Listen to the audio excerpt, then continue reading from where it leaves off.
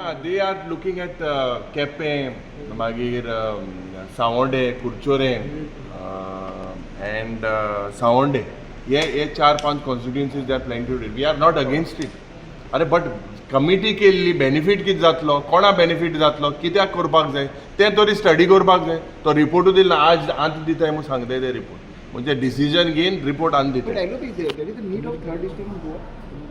Whether there is a need or there is no need, there was a committee that was formed. That committee report from November 2020 Assembly पासून मागलोलो report दिवंक ना. आज पासून दिनाय. कित्याक दिनाय? That report, what does it say? Is it in favor of it or not? That is a big question mark. Why are they hiding this report?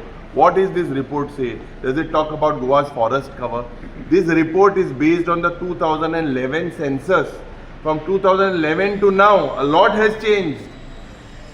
A lot has changed from 2011 to now. So we are acting on something that was an old assumption, and today hurriedly they are planning to implement.